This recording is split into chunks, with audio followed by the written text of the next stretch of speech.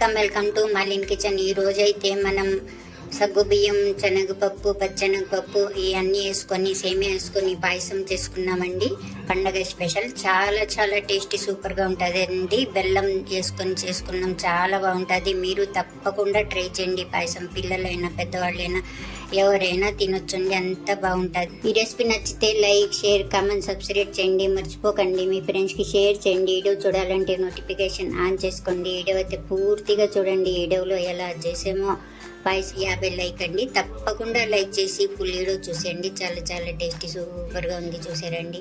Wow, ఎంత బాగుందో చూడండి, ఎంత బాగుంది, బాగా చూసేయండి। Thank you.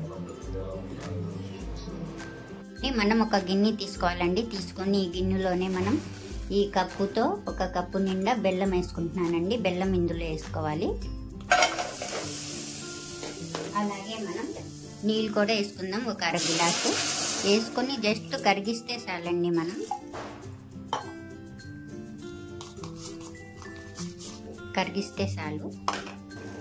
చూద్దామండి, బెల్లం అంతా బాగా కరిగిపోయింది, చూసారా? మనకు ఇలాగ అయిపోయినట్టే మనకు। ఇప్పుడు మనం స్టవ్ ఆఫ్ చేసేసుకుందాం, అలా పక్కన పెడదామండి। ఇలాగే చూడండి, మనం ఫ్రై పెన్ అయినా కడాయినా ఏదైనా తీసుకొని ఇప్పుడు ఇందులో గిన్నె స్టవ్ వెలిగించుకున్న తర్వాత మనం ఒక గ్లాస్ అయితే నీళ్ళు వేసుకోవాలి। నీళ్ళు మరుగుతూ ఉంటాయి। ఇప్పుడు మనం కొన్ని సగ్గు బియ్యం అయితే తీసుకోవాలండి। తీసుకొని శుభ్రంగా కడగాలి। కడిగేసి నేను 2 నిమిషాలు పెట్టానండి। ఇలాగైతే అయింది మనకు సగ్గు బియ్యం। ఈ సగ్గు బియ్యాన్ని మనం ఈ నీళ్ళల్లో వేసేసుకోవాలి। చూడండి, ఈ రకమైంది, కడిగి పెట్టాలి ఒక 2 నిమిషాలు। బాగా ఉడికిద్దాం। చూడండి, సగ్గు బియ్యం కూడా మనకు బాగా ఉడుకుతూ ఉన్నాయి, ఇలా ఉడకాలి। చూసారా ఎంత సింపుల్గా అయిపోతుందండి। మనం ఒక 2-3 నిమిషాలు నానబెట్టుకుంటే సగ్గు బియ్యం। ఇప్పుడు మనం ఇందులో చూడండి, ఒక చిన్న కప్పుతో నేను సేమియా తీసుకున్నానండి, వేయించి పెట్టుకున్న సేమియాయే ఇందులో వేసేసుకోవాలి। సేమియా కూడా ఉడికించుకోవాలి। ఒక గుప్పెడు నేను పచ్చెనగపప్పు అండి, నేను ఉడికించుకున్నాను కొద్దిగా, 1 నిమిషం 2 నిమిషాలు నానబెట్టి ఉడికించుకున్నానండి। ఇలా కచ్చపచ్చ ఉడికితే చాలు మనకు। ఈ పప్పును కూడా ఇందులో వేసుకుందాం। ఒక 3 చెంచాలు అయితే చాలండి మనకు, వేసుకుంటే బాగుంటుంది। ఇలా ఉడికేటప్పుడే మనం పప్పు వేసుకున్నాం కదా। ఇప్పుడు మనం ఇందులో నెక్స్ట్ అయితే మనం బెల్లం షీర తీసుకొని పెట్టుకున్నాం కదండి, అలా ఫిల్టర్ చేసుకొని మనం ఇందులో వేసేసుకోవాలండి। ఏమైనా డస్ట్ అది ఉంటే పోతుంది, ఇలా ఫిల్టర్ చేసుకొని ఒక గిన్నెలో తీసుకోవాలి। వేసుకున్నా బాగా ఉడికించుకుందాం। ఇప్పుడు కలుపుకుంటా ఇందులోనే ఇలాచి పౌడర్ వేసుకోవాలి, అంతా కలిపి మనం ఉడికించుకోవాలి। ఇంకా కొద్దిగా దగ్గర పడాలండి మనకు కావాలంటే చక్కెర కూడా వేసుకోవచ్చండి, అది సగం ఇది సగం కూడా వేసుకోవచ్చు, లేకుంటే పూర్తిగా బెల్లం వేసుకుంటేనే బాగుంటుందండి। ఇంకా ఉడకాలి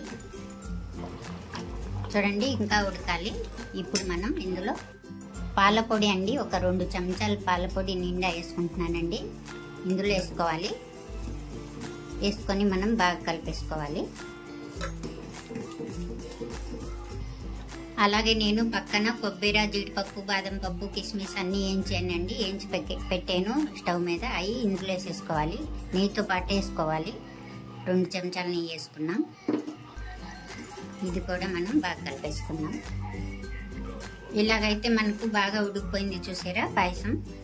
ఇప్పుడు ఇందులో మనం అప్పుడు చిన్నగా మనం పాలండి, పాలు పక్కన స్టవ్ మీద వేడి చేసుకున్నాను, అవి పాలు ఇందులో వేసుకోవాలి।